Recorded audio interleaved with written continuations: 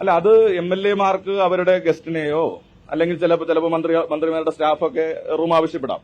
അങ്ങനെയുള്ള ആളുകളെ താമസിപ്പിക്കാം. ഇപ്പൊ നമുക്ക് എത്രയോ ഉദാഹരണങ്ങൾ നമുക്ക് തന്നെ പറയാൻ വേണ്ടി കഴിയും. അപ്പൊ അവിടെ MLA-മാർക്ക് അലോട്ട് ചെയ്യുകയാണ്. ഇപ്പൊ ഞാൻ MLA ആണെങ്കിൽ എനിക്ക് അവിടെ 50 രൂപ ഉള്ളു കേട്ടോ വാടക.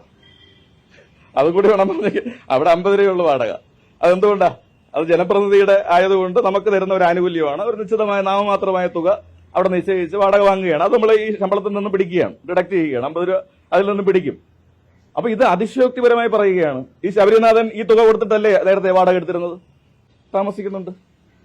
അതിൽ അതിശയോക്തി ഇല്ല. അതാണ് ഞാൻ പറഞ്ഞത്.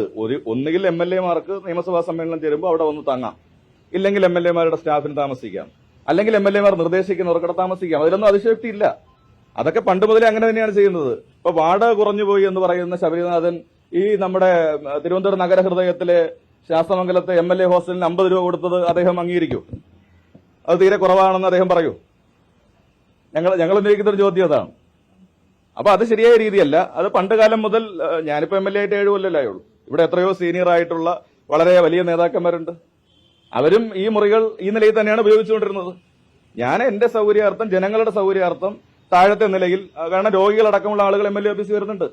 ഇപ്പൊ നിങ്ങൾ മനസ്സിലാക്കണം, ഇപ്പൊ CMDRF മുഖ്യമന്ത്രിയുടെ ദുരിതാശ്വാസ നിധിയിൽ നിന്നും ഏറ്റവും കൂടുതൽ പാവപ്പെട്ട ആളുകൾക്ക് സഹായം കൊടുത്ത ഒരു ഓഫീസ് കൂടിയാണ് MLA-യുടെ ഓഫീസ്.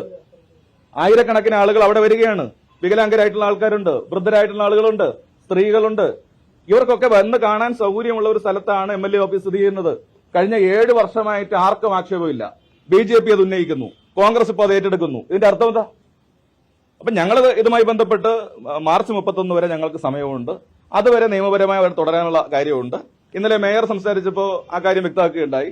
ഇനി വാടക കുറവാണെങ്കിൽ അവർ വാടക കൂട്ടട്ടെ, കൂടിയ വാടക നമുക്ക് കൊടുക്കാം. അത്രയുള്ളതുമായിട്ടുണ്ട്.